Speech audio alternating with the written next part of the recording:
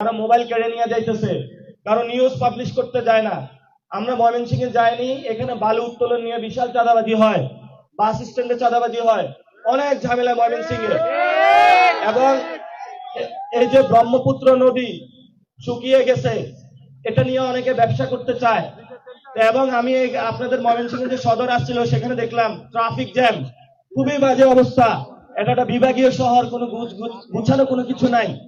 তো আল্লাহ তাআলা যাদেরকে সামনে সেবা করতে দিবে তাদের মনে যাতে দেয় নেক একটা মাকসাদ দেয়, এবং তাদেরকে হেদায়েত দান করে যাতে ময়মনসিংহে বাংলাদেশের সবচেয়ে সুন্দর একটি বিভাগে তারা রূপান্তর করতে পারে, তারা যাতে ঘরে ঘরে চাকরি দিতে পারে, আমাদের মা বোনদের সমস্যা সংক্ষেপ সমাধান করতে পারে, স্কুল কমিটিগুলোতে যাতে অশিক্ষিত বদমেজাজি লোকদেরকে বাদ দিয়ে শিক্ষিত মার্জিত ভদ্রজনকে নিয়ে আসতে পারে, হসপিটাল যাতে ভালো করতে পারে, সে আশা করি আমরা তাদেরকে আল্লাহ তাআলা হেদায়েত তাদের মনের মধ্যে দিবে। এবং শেষ কথা যেটা, মা বোনেরা অনেক কষ্ট করে উপস্থিত হয়েছেন, অনেক সাহসী সিদ্ধান্ত নিয়েছেন।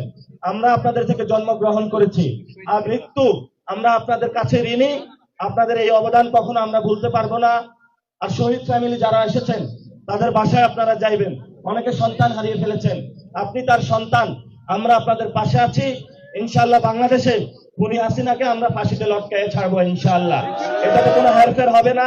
আমাদের সাহসী নেতা নাহিদ ইসলাম চুপ্পু গতকালকে ভাষণ দিয়েছে, প্রতিবাদ করেছেন, হাসনাত আব্দুল্লাহ প্রতিবাদ করেছেন, আমরা কোথাও আপোষ করব না।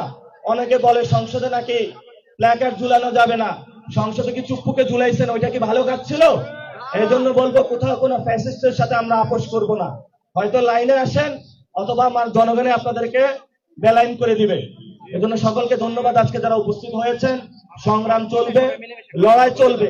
ইফতার পাবে প্রথমে যারা পাবে শহীদ ফ্যামিলি, তাদেরকে আগে দিবেন, তারপরে আমাদের মা বোনদেরকে দিবেন, তারপরে সাংবাদিক ভাইদেরকে দিবেন, তারপরে সিনিয়র সিটিজেনদেরকে দিবেন, তারপরে যদি থাকে ইয়াং জেনারেশন আপনারা খাইবেন, যদি না থাকে আপনারা খাবার না পান, এদিকে কল আছে, পানির কল, ওইগুলোতে যায় পানি খেয়ে ইফতার করবেন, কিন্তু খাবার নিয়ে কোনো গ্যাঞ্জাম করবেন না।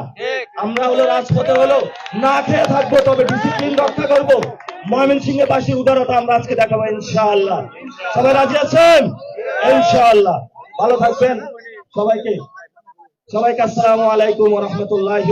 হসপিটালে গেলে আপনার পকেটের টাকা কাইটা রাখা দেয়, অনেকে দুঃখে কষ্টে আছেন, বাচ্চারা পড়াশোনা করাইছেন ইউনিভার্সিটিতে, এখন সে চাকরির জন্য যাবে, সেটা হলো আপনি কি বিএনপি নাকি জামাত নাকি এনসিপি এইসব সিস্টেমের মধ্যে চলে যায়, তার যে মেধা সেটা অনুযায়ী তাকে চাকরি দেওয়া হয় না। অনেক মা বোনেরা রয়েছেন, অনেক কষ্টে আছেন, বিশেষত ইদানিং